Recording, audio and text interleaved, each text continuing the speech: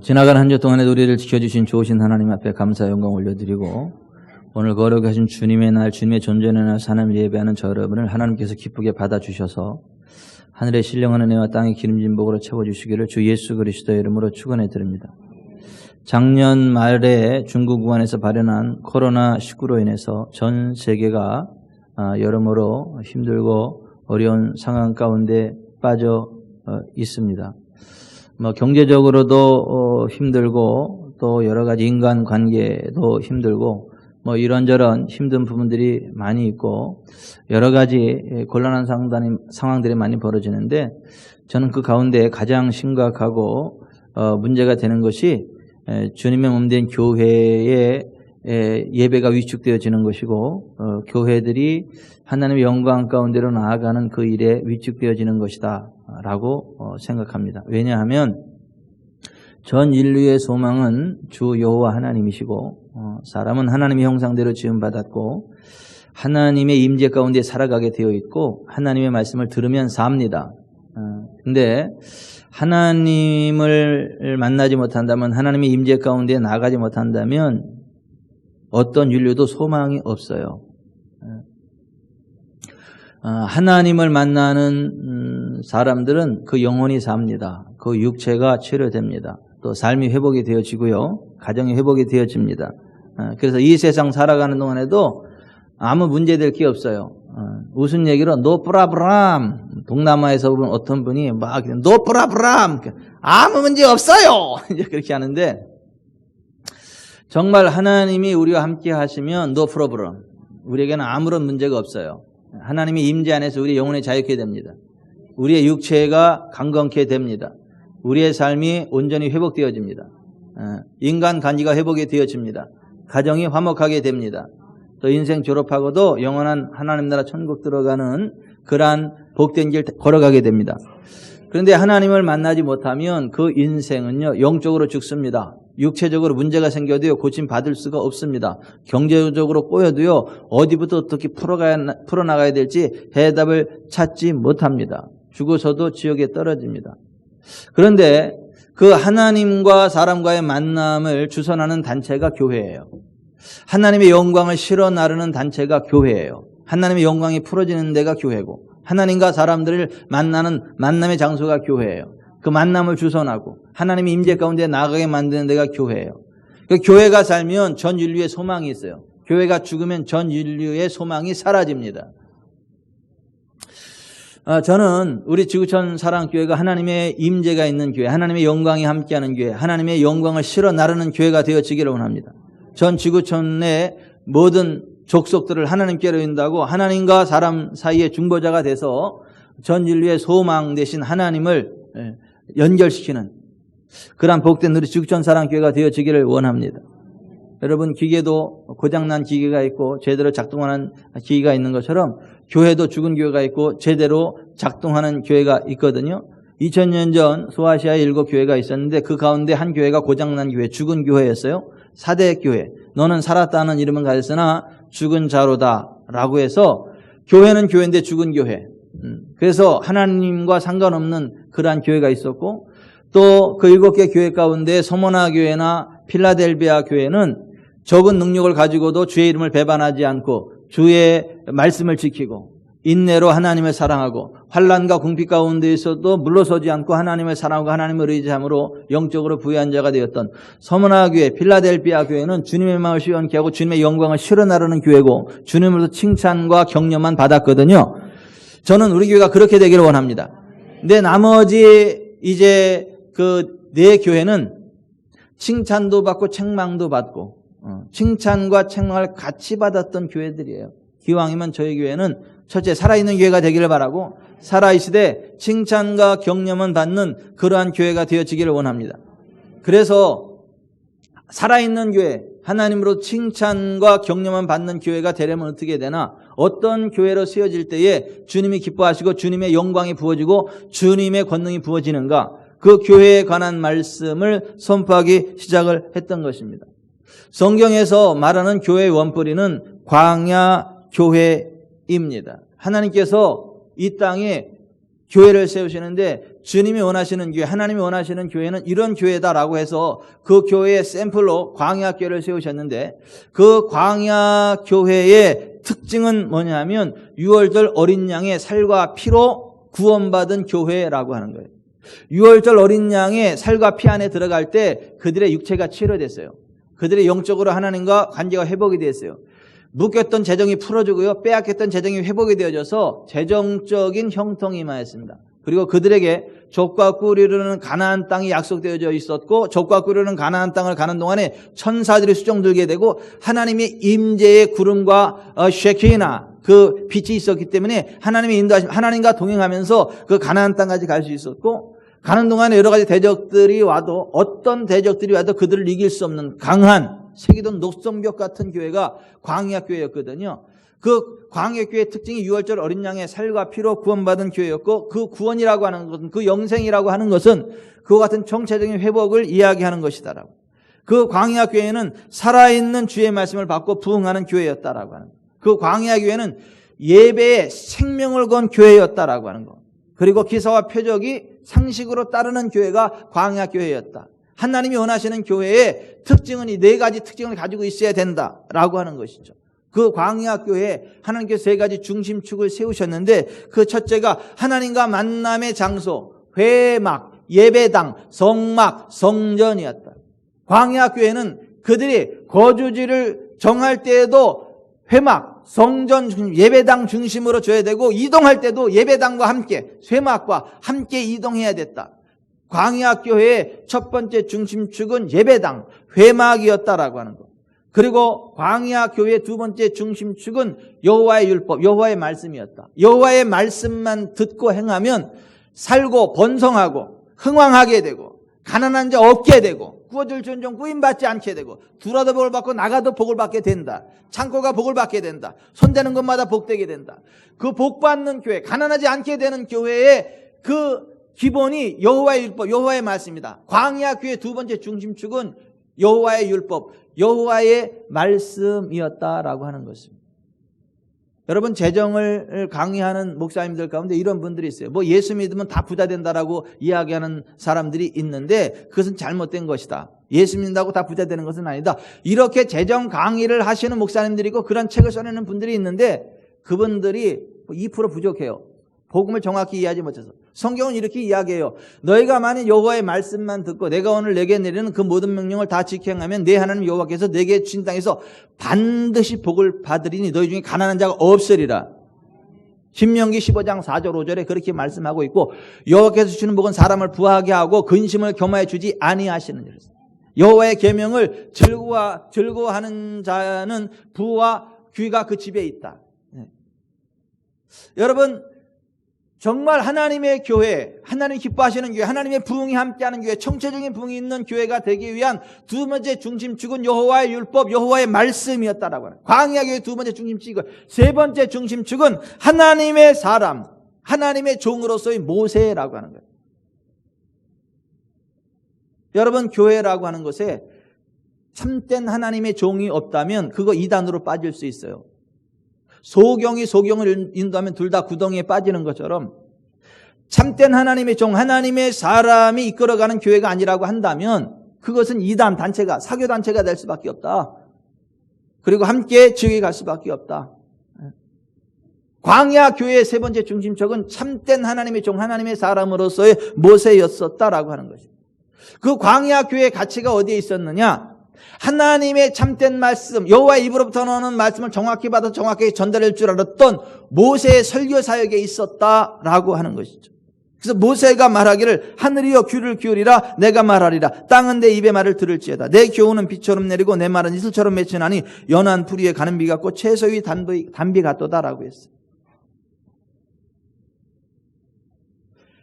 하나님의 말씀이라 칭하여지는 수천 수만의 설교 가운데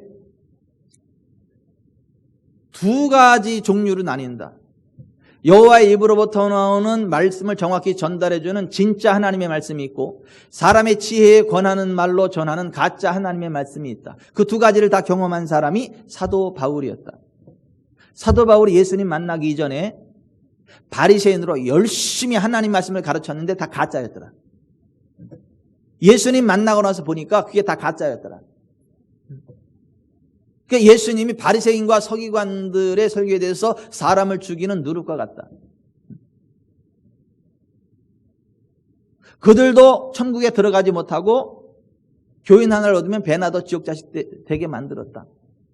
참된 하나님의 말씀을 증거하는 참된 설교자와 모세와 같은 설교자, 모세를 통하여 된 여호와의 입으로부터 나오는 그 말씀의 선포로서의 설교, 모세의 교훈, 그것이 광야 교회의 첫 번째 가치였다라고 하는 것이죠. 지난 시간까지 선포된 교회에 관한 말씀이에요. 오늘도 광야 교회 가치에 관한 두 번째 말씀이 선포되어집니다. 광야 교회의 가치가 어디 있었느냐? 하나님의 택하심과 보호하심에 있었다는 거예요. 오늘 우리가 읽은 신명기 32장 9절 10절 봅시다. 여호와의 분깃은 자기 백성이라. 야곱은 그의 택하신 기업이로다. 여호와께서 그를 황무지에서 짐승이 부르짖는 광야에서 만나시고 호위하시며 보호하시며 자기의 눈동자같이 지키셨도다 그랬어요. 광야 교회는 하나님의 백성이라는 거예요. 하나님의 택하신 하나님의 백성이고 하나님의 기업이라고 하는 것이에요. 이 땅에 있지만 이 세상에 있지만 이 세상에 속한 자들이 아니라는 거예요. 요한복음 17장 16절에 예수님이 이렇게 말씀하셨어요. 내가 세상에 속하지 아니함 같이 저들도 세상에 속하지 아니하여 싸움나이다 했어요. 미국 대사관이 우리나라에 있지만 그 미국 대사관은 우리나라가 아니에요. 그 땅은 우리 땅이 아닙니다. 우리나라가 아닙니다. 거기 들어가는 순간 미국이 거기다 폭탄을 던지는 순간 미국에 폭탄을 던져가지고 전쟁하자라고 하는 거예요. 그래서 미국 대사관을 함부로 건드리지 못하는 거예요. 건드릴 수도 없고 철통 방위에서 지켜줘야만 하는 거예요. 대한민국 땅에 있지만 대한민국 땅이 아니라고, 미국 땅이라고, 미국령이라고요. 미국의 권세가 임하는, 미국의 보호가 임하는 것이라고. 그런 식으로 이 땅에 있으나 이 땅에 속한 자들이 아닌 자들이 하나님 백성이에요. 교회예요. 교회는 이 땅에 세워졌지만 하나님의 나라예요. 하나님의 기관이에요. 하나님의 임재, 하나님의 대사관, 하나님의 대사들이란 말이에요. 교회는 하나님의 기업이에요. 하나님의 보호하심이 있는 거죠. 하나님이 자기의 눈동자같이 교회를 지키신다. 그렇게 말씀해요. 그래서 교회를 공격하는 것은 하나님을 공격하는 거예요. 교회를 반대하는 건 하나님을 반대하는 거예요. 교회를 공격하는 건 하나님의 눈동자를 찌르려고 하는 어리석은 짓이다. 하나님은 광야 교회를 자기의 눈동자같이 지키셨다. 하나님의 택하신 기업으로 지키셨다. 여러분, 광야 교회를 반대하는 건 하나님을 반대하는 거예요. 광야 교회를 공격하는 건 하나님을 공격하는 거예요. 광야 교회의 대적은 하나님의 대적이에요. 하나님의 원수예요. 그래서 오늘 신명기 32장 41절에 하나님 이렇게 말씀하십니다. 내가 내 번쩍이는 칼을 갈며 내 손이 정의를 붙들고 내 대적들에게 복수하며 나를 미워하는 자들에게 보응할 것이라. 내 화살이 피에 취하게 하고 내 칼이 그 고기를 삼키게 하리니 곧 피살자와 포로된 자의 피요 대적의 우두머리의 머리로다 그랬어요. 그러니까 교회를 대적하면 하나님을 대적하는 거예요. 교회의 원수는 하나님의 원수라고 하는 거예요. 하나님은 그냥 놔두지 않는다는 거예요. 반드시 복수하신다는 거예요. 보응하신다는 거예요. 피에 취하게 한다. 피를 보게 한다는 거예요. 끝을 본다는 거예요.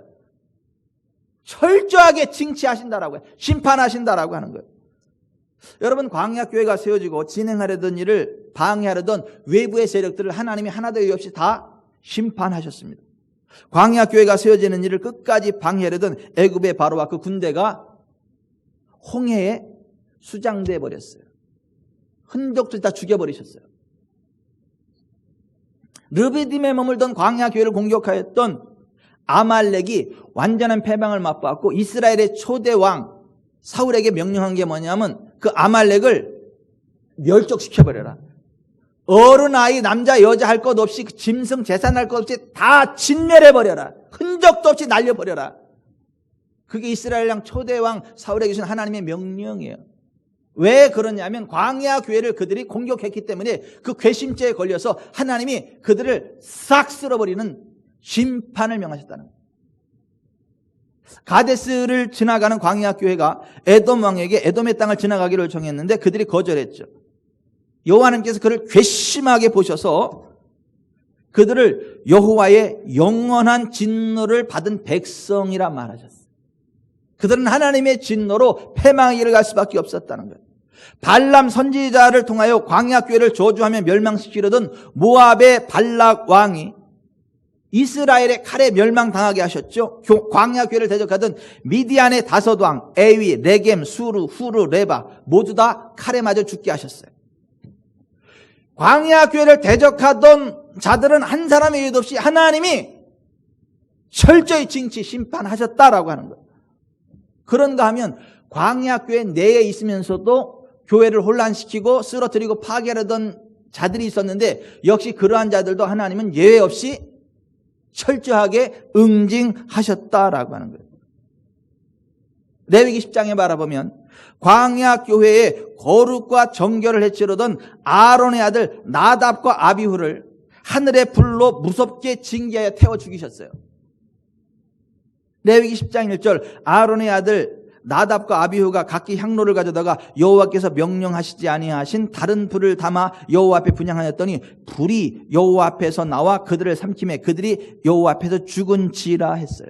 그가 제사장일지라도 하나님 택함 받은 제사장 족이라 할지라도 광야 교회를 어지럽히고 영적으로 혼란하게 하고 거룩과 정결을 해치려고 할 때 그거 허용치 않고 불로 태워 죽이셨다는 거예요. 광야 교회가 가나안을 향하여 진군할 때 광야 교회의 일원이었던 백성들이 악한 말로 원망했을 때 여호와께서 들으시고 진노하사 불로써 그들을 징계하셨다. 민수기 11장 1절 여호와께서 들으시기에 백성이 악한 말로 원망하며 여호와께서 들으시고 진노하사 여호와의 불을 그들 중에 붙여서 진영 끝을 사르게 하시매 백성이 모세에게 부르짖음으로 모세가 여호와께 기도하니 불이 꺼졌더라. 그곳 이름을 다베라라 불렀으니 이는 여호와의 불이 그들 중에 붙은 까닭이었더라고 했어요. 광야 교회 영적 지도자인 모세가 구스 여자를 소환하였을 때에 모세를 음란한 사람으로 오해하여 비방하며 여호와께서 모세와만 말씀하셨느냐 우리와도 말씀하지 아니하셨느냐라는 말로 광야 교회의 영적 질서를 흩트고 하나님의 사람을 도전함으로 교회를 어려움에 빠뜨리려고 했던 미리암과 아론에 대해서 하나님이 진노하셨습니다. 너희가 어찌하여 내 종 모세 비방하기를 두려워하지 아니하느냐 하면서 미리암을 나병으로 치셨어요. 아론을 치려고 하는 그 순간 아론이 깜짝 놀래가지고 모세한테 가지고 제발 좀 살려달라고 나를 위해서 좀 기도해달라고. 그래서 아론은 나병 가기 직전까지 있었지만은 미리암과 함께 7일 동안 부끄러워했었다. 이 교회를 흩트는 게 교회 하나님의 지도자를 대대 교회를 어렵게 하는 게 얼마나 무서운 죄인가를 아주 뼈에 새기는 7일간의 기간을 가져야만 했다라고 하는 거예요. 광야 교회의 영적 질서를 무너뜨리는 고라와 다단과 아비람과 오늘 심판하사 그들을 스올 지옥에 던져버리셨다. 그들에게 동조하였던 지휘관 제사장 250명을 불에 태우셨고 모세와 아론을 계속해서 원망하던 이스라엘 백성들 14,700명을 연병으로 심판하셨다. 모세와 아론이 분향단을 가지고 속죄하기까지 14,700명 계속 연병에 쓰러졌다. 광야 교회는 하나님의 기업이고 하나님의 선택하신 백성이고 하나님의 몸, 하나님의 눈동자와 같은 것이기 때문에 광야 교회를 공격하던 자들은 예외 없이 하나님이 심판하셨다는 거예요. 외부 세력이든 내부 세력이든 하나님은 허용치 않으셨다. 심판하셨다라고 하는 거예요. 왜요? 교회의 주인이 하나님이시기 때문이에요. 하나님의 택하신 기업이고 하나님의 영광이 머무는 곳이기 때문에 그렇습니다. 이 땅에 오신 하나님이신 예수님이 뭐라고 말씀하셨어요? 예수님을 향하여 당신은 그리스도시요 살아계신 하나님의 아들이십니다 말하는 베드로에게 너는 베드로라 내가 이 반석 위에 내 교회를 세우리니 음부의 권세가 이기지 못하리라. I will build up my church on this rock. 이 반석 위에 내 교회를 세울 거다. 교회는 주님의 교회예요. 주님이 세우시는 거예요. 그리고 교회는 하나님이 자기 피로 사신 교회다. 사도행전 20장 28절에 하나님이 자기 피로 사신 교회라고 그랬어요. 교회는 소속이 하나님이에요. 우리 주 예수 그리스도예요. 교회와 예수 그리스도의 관계가 어떠한 관계인가? 에베소서 5장 25절 이하에 바라보면 정상적인 남편과 그의 사랑받는 아내와의 관계가 같다. 여러분, 정상적인 남편은요, 아내가 좀 부족해도요, 함부로 말하지 않습니다. 함부로 포근하지 않아요. 함부로 손대지 않습니다. 정말 정상적인 남편은 아내가 좀 부족해도요, 감싸 안아요. 사랑하고 격려하고 세워주고 도와주고 아내를 사랑함으로써 행복해해요. 그게 정상적인 남편이에요. 꼬투리 잡고 그냥 맨날 투박만 하고, 그건 정상적인 남편이 아니에요. 근데 예수님은 정상적인 남편과 그의 사랑받는 아내와 같은 관계가 교회와 예수 그리스도와 교회와의 관계라. 그래서 교회가 좀 부족할지라도 신랑 대신 예수님이 교회를 사랑하시고 보호하신다는 거예요. 이끌어 가신다는 거예요. 교회를 사랑하는 것 자체를 기뻐하신다는 거예요. 이 세상에 미치지 않고서야 자기 몸을 저주하고 욕하는 사람이 없다는 거예요. 정상적인 사람은 자기 몸을 사랑하고 아끼고 보호하고 양육한다는 거예요. 그런 식으로 교회는 예수 그리스도의 몸이기 때문에 예수 그리스도 보호하고 양육하신다는 거예요. 교회와 예수 그리스도와 교회의 관계가 바로 그와 같은 관계라고 이야기를 해요. 그래서 교회를 공격하는 것은 정말 자기 목숨처럼 아끼는 다른 사람의 그 아내를 공격하는 미련한 사람과 같아가지고 생명의 위협을 느끼게 된다. 만약에 누가 우리 아내를 건드리면요, 제가 그냥 못 있습니다. 저는 약방망이 들고 쫓아가서 내가 할 수 있는 모든 수단을 다 동원해서 제가 끌어옵니다. 아닌 것처럼 보이시나 본데, 저는 우리 집사람 머리털 하나 건드리는 거 제가 허락할 수가 없어. 허용할 수가 없어요. 누가 그래봐요. 그냥 야구방망이 들고 쫓아가서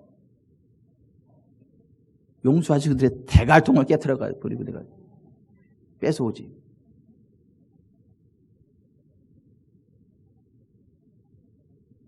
근데 교회와 예수 그리스도의 관계가 그렇다는 거예요. 교회를 반대하고 교회를 공격하는 것은 꼭 그와 같다는 거예요. 아니, 저같이 현찮은 남편도 아내가 그러면 야구방망이 들고 쫓아가서 그냥 대갈통을 깨쳐라도 데리고 온다라고 한다면 우리 주님은, 완벽하신 우리 주님은 어떠시겠어요? 그냥 놔두지 않습니다. 그래서 인류 역사상 교회를 박해하고 대적하는 수많은 세력들이 등장했지만 그 수많은 세력들을 주님께서 다 꺾어 버리셨어요. 그리고 주님의 교회는 세상 끝날까지 주님이 지키십니다. 영전합니다.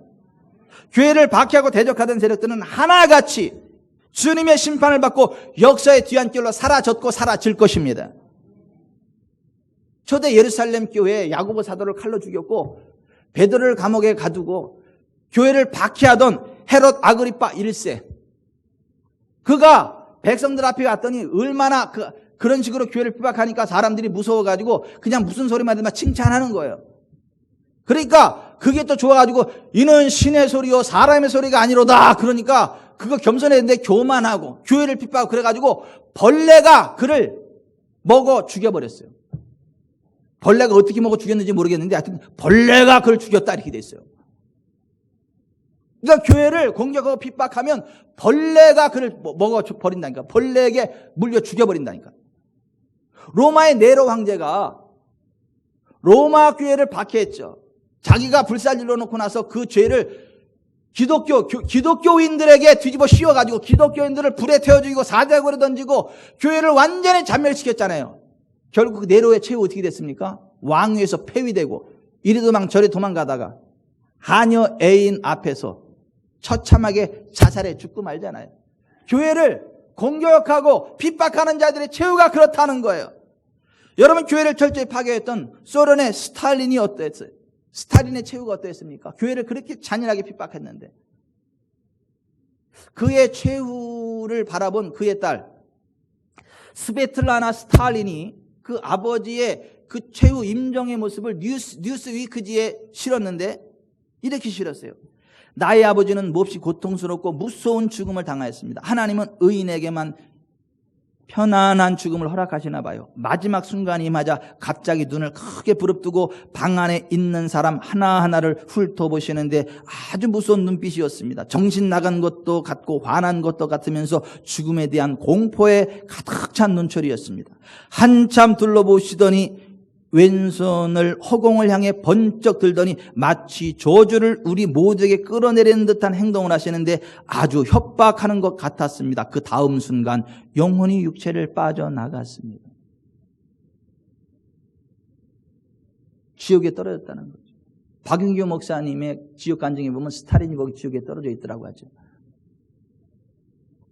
여러분, 우리 주변에서도 교회를 박해하고 대적하다가 하나님의 무서운 심판과 징계를 받고 쓰러지는 사람들이 얼마나 많아요. 임은무 목사님의 책에 나오는 내용이에요. 어떤 교회의 이웃에 살던 한 남자에게 일어난 사건도 충격적이다. 그 남자는 교회에서 흘러나오는 찬양과 기도 소리를 그저 시끄러운 소음으로만 여겼다. 그러다가 어느 주일 아침 예배 때 그는 카셋 플레이어를 가져와 교회 앞에서 연불 테이프를 틀어놓았다. 그 교회의 성도들은 설교 소리와 연불 소리를 동시에 들어야만 했다. 이 사건이 있은 지 얼마 후 그는 중년의 나이에 불치병에 걸려서 처절하게 고통을 받다 비참하게 죽었다.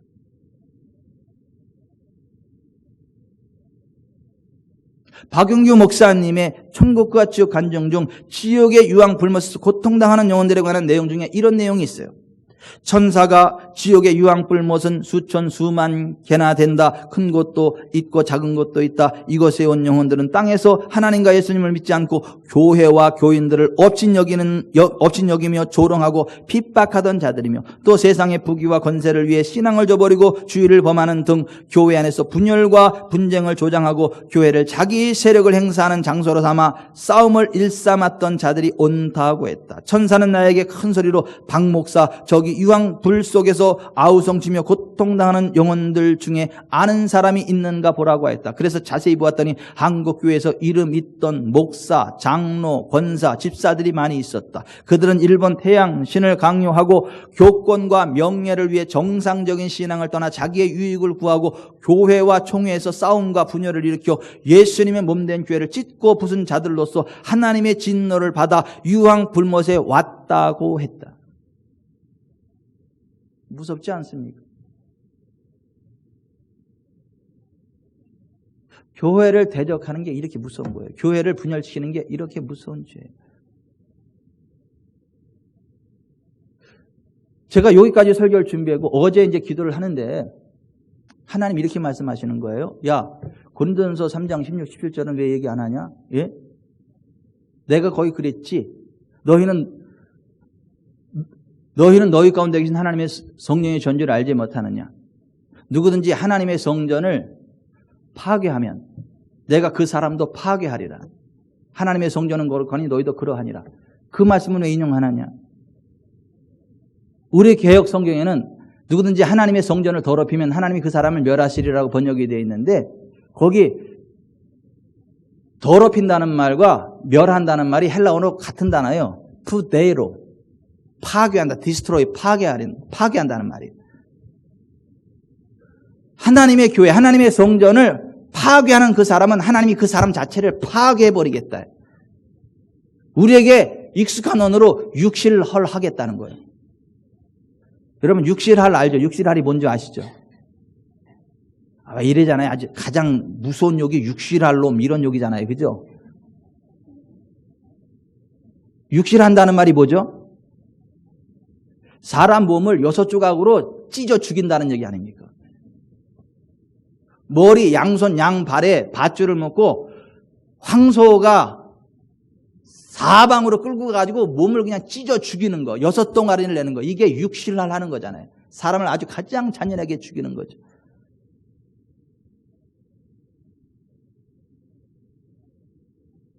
하나님의 교회를 파괴하면 하나님이 그 사람을 그렇게 파괴해버리시겠다. 얼마나 무서워요? 안 무서워요? 아니 제가 그 설교에 안 넣었는데 어제 여기 밤에 이제 기도하다 보니까 하나님 그것도 넣으시래. 그래서 설교에 원고에 놓고 제가 넣어서 말하는 거 지금.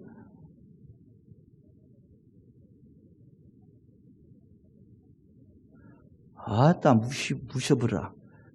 교회 잘못 건드렸다 하니 큰일 나겠다 이거. 아이고 무스브라.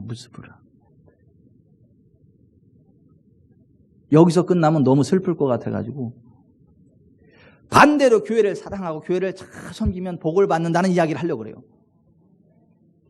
교회를 사랑하고 교회를 보호하는 사람들은 하나같이 다 복을 받았어요. 대표적인 사람이 다윗이에요. 다윗이 교회를 얼마나 사랑했던지 다윗이 이렇게 이야기했어요. 시편 27편 4절에 내가 여호와께 바라는 한 가지 일 그것을 구하리니 곧 내가 내 평생에 여호와의 집에 살면서 여호와의 아름다움을 바라보며 그의 성전에서 사모하는 그것이라. 사람이 내게 말하기를 여호와의 집에 올라가자 할 때 내가 기뻐하였도다. 그러니까 교회를 너무너무 사랑하고 교회를 아끼고 성전 건축에 대해서 있는 힘을 다했던 사람이 다윗이에요. 근데 그 하나님이 다윗에게 어떤 복을 주셨나? 성경은 이렇게 이야기를 해요. 그가 나이 많아 늙도록 부하고 존귀를 이루다가 죽음에 그의 아들 솔로몬이 대신하여 왕이 되니라. 여러분 교회를 사랑하고요, 교회를 보호하고요, 교회를 섬기면요 나이 많아 늙도록 부하고 존귀케 되는 복을 받습니다. 히스기야도 교회를 엄청 사랑하고 교회 회복을 위해서 했었던 사람이에요. 교회 개혁이라는 말은요 별로 안 좋은 말이요. 침례교회는 교회 개혁을 안 해요. 교회 회복 운동을 하는 데가 침례교회지 교회 개혁을 하는 데는 침례교회가 아니에요.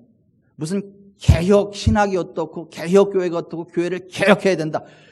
세상에 교회 껍데기를 벗겨서 어떻게 할 건데? 개혁이라는 말이 껍데기 벗긴다는 얘기잖아요. 고친다는 얘기잖아요. 고친다는 얘기지. 고치긴 뭘 고쳐요? 원래 교회로 돌아가야지. 교회는 개혁하는 게 아니에요. 회복되는 거지.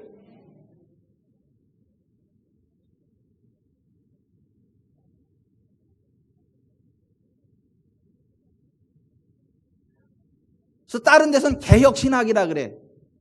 우리 침례교회는 회복 신학이라 그래. 우리는 원래 교회로 돌아갑니다. 주님이 부르신 그 자리로 돌아갑니다. 개혁, 끔찍해요. 히스기야가 교회 회복 운동을 일으켰던 사람이에요. 역대하 29장 2절에 히스기야가 그의 조상 다윗의 모든 행실과 같이 여호와 보시기에 정직하게 행하여 그 첫째 해 첫째 달에 여호와의 전 문들을 열고 수리하고 제사장들과 레위 사람들을 동쪽 광장에 모으고 그들에게 이르되 레위 사람들아 내 말을 들으라. 이제 너희는 성결하게 하고 또 너희 조상들의 하나님 여호와의 전을 성결하게 하여 그 더러운 것을 성소에서 없애라. 그리고 그 당시 유월절이 사라졌어요. 유월절이 끝나버렸어요. 안 지켜 사람들이. 그런데 유월절 회복운동을 일으켰단 말이에요. 히스기야가 온 이스라엘과 유다의 사람을 보내고 또 에브라임과 므낫세의 편지를 보내어 예루살렘 여호와의 전에 와서 이스라엘 하나님 여호와를 위하여 유월절을 지키라 하니라. 유월절 회복. 교회의 첫 번째 특징이 유월절 어린 양의 살과 피를 위해 쓰는 거잖아요. 그죠? 그 첫 번째를 회복시킨 사람이 이 히스기야예요. 그렇게 교회를 사랑하고 회복 운동을 일으킨 히스기야에게 하나님 어떤 복을 주셨나? 물론 나중에 까먹었지만 그건 자기가 잘못해서 까먹은 거고 이렇게 잘해서 하나님 어떤 복을 주셨나? 역대하 32장 27절 히스기야가 부와 영광에 지극한지라 이에 은금과 보석과 향품과 방패와 온갖 보배로운 그릇들 위에 창고를 세우며 곡식과 새 포도주와 기름의 산물을 위해 창고를 세우며 온갖 짐승의 외양간을 세우며 양떼에 우리를 갖추며 양떼와 많은 소떼를 위해 성읍들을 세웠으니 이는 하나님이 그에게 재산을 심히 많이 주셨음이며 이 히스기야가 또 기혼의 윗샘물을 막아 그 아래로부터 다윗성 서쪽으로 곧게 끌어들였으니 히스기야가 그의 모든 일에 형통하였더라. 그때 히스기야가 만든 그 터널이 지금까지도 있어요. 지금도 물 잘 흘러요. 그래서 이스라엘 성지순례 가면 히스기야 터널 한 번씩 들어갑니다. 정말 하나님의 교회를 사랑하고 하나님의 교회를 회복시키기 위해 최선을 다했던 교회를 사랑했던 히스기야가 최고의 부흥을 맞이했다는 거예요. 대구 서현교회 정규만 장로님의 이야기예요. 한약방을 운영하셨는데요. 본인이 심한 병에 걸렸어요. 백약이 무효예요. 죽을 수밖에 없어요. 그 정규만 장로님이 하나님 앞에 울면서 이렇게 기도했어요. 하나님, 제 목숨을 살려주시기 바랍니다. 제가 죽기 전에 하나님의 성전 한번 짓고 죽고 싶습니다. 근데 고쳐진 거 있죠? 그렇게 기도했더니 회복이 됐어. 그래가지고 이제 하나님이 약속했잖아요. 그래서 목사님과 교인들을 설득해서 성전 건축하자고. 목사님은 안 하고 성전 안 하자고. 내가 손에 하나님 날 차렸으니까 하자고 설득을 해가지고 성전 건축을 시작을 하는데 자기 재산을 다 팔아가지고 성전 건축이 된 거예요. 그리고도 부족해가지고 더 하려고 하는데 그때 희한한 일이 생긴 거예요. 대구에 이상한 병이 돌기 시작을 하는데 고칠 약이 없어. 근데 희한한 거는 그 정규만 장로님 한약방에 와서 약만 갖다가 먹으면 다 나. 그게 소문이 나가지고 인산인해 다 거기 새벽부터 저녁까지 줄을 서가지고 사람들이 약을 사는데 여러분 한약방 그 재료값 얼마나 나와 그거. 긁은 거야 그냥. 뭐를 긁었겠어요? 가려운 등 그러지 마세요. 긁었다고 그냥 인산인해 그 막. 그래서 엄청난 부흥을 이룬 거예요. 그 정규만 장로님이.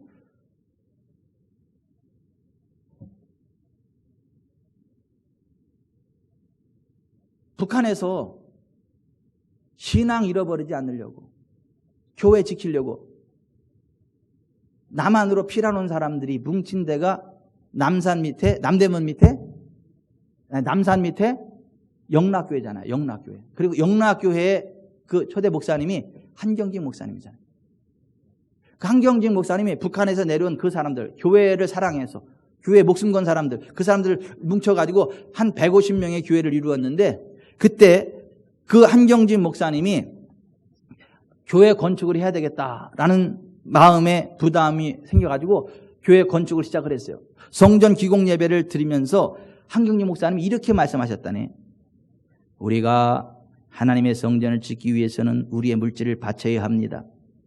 10일 먹을 양식만 남기고 하나님의 성전 건축을 위해서 다 바칠 수 있는 마음의 각오가 되어 있는 사람만 기공 예배에 참석하시기 바랍니다. 기공 예배 드리는데 53명만 왔더래. 53명이 왔대. 근데 그 사람들은 정말 10일 먹은 양식만 남겨놓고 교회를 쓰는 일에 다 헌신한 사람이에요. 그리고 30주년 교회 설립 30주년이 지났어요. 한경직 목사님이 궁금한 생각이 들었대요. 30년 전에 정말 그렇게 했던 사람들은 지금 어떻게 돼 있지? 그래서 그때 당시 53명을 다 뒷조사를 해봤더니 한 명도 예외 없이 한국의 300대 재벌 가운데 다 들어가 있다는 거예요. 들리는 얘기에 의하면 서울 시내 전체 은행들이 동원할 수 있는 현찰 동원력보다 영락교회에서 동원할 수 있는 현찰 동원력이 훨씬 세대. 도대체 얼마나 돈이 많으면 그래.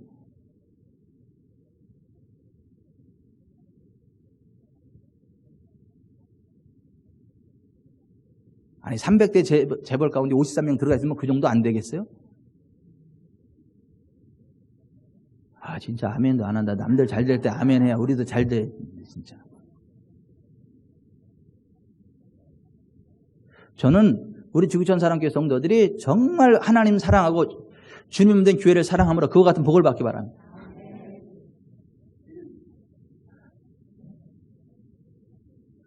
여러분 그게 정상이에요. 여러분 하나님 주신 복을 받아서 흘려보내는 게 정상입니다. 막 서두가지랑 싸우고 이게 아니라 하나님의 복이 흘러와서 계속 흘려보내는 게 그게 복이에요.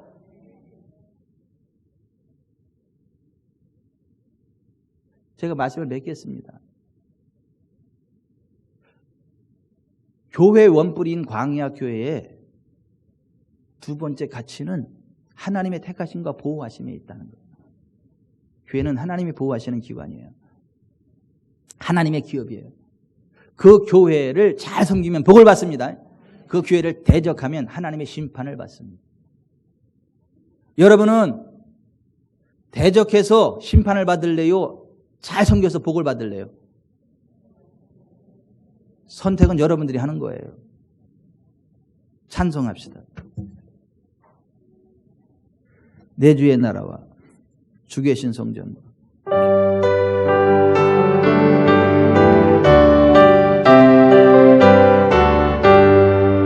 내 주의 나라와 주 계신 성전과 피 흘려 사신 교회를 늘 사랑합니다.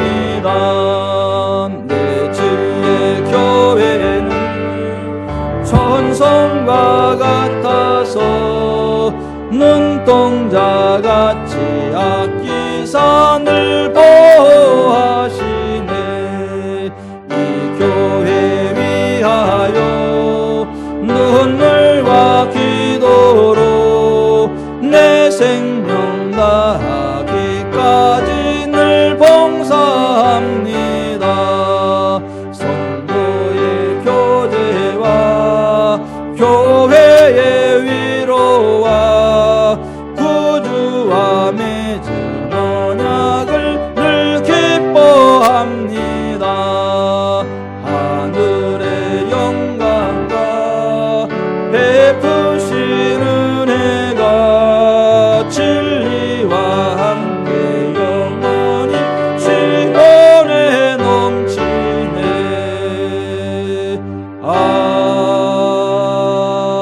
아멘. 지금 가슴에 손을 얹고 기도합니다. 가슴에 손을 얹고 기도합니다. 여러분, 교회는 하나님의 기업이에요. 하나님 소속입니다. 교회를 가까이 하는 건 하나님을 가까이 하는 거예요. 교회를 멀리 하는 건 하나님을 멀리 하는 거예요. 교회를 섬기는 건 하나님을 섬기는 거예요. 교회를 공격하는 건 하나님을 공격하는 거예요. 하나님의 눈동자를 공격하는 거예요. 교회를 공격했던 자는 단 한 사람의 예외도 없이 하나님이 다 철저하게 응징하십니다. 그러나 교회를 정말 사랑하는 사람 단 한 사람의 예외도 없이 반드시 복을 주시는데, 누구든지 나와 복음을 내어 버린 것들에서 현세에서 100배로 내세에서 영생으로 받지 못할 자 없다 하신 그 말씀 그대로 현세에도 복을 주세요. 내세에도 영생으로 갚아주세요. 하나님, 제가 교회를 사랑하고 보호하고 섬길지언정 교회를 대적하는 어리석은 자리에 서지 않게 해주옵소서. 우리 교회가 하나님의 기업답게 복의 통로로 쓰임받게 해주옵소서. 같이 기도합니다.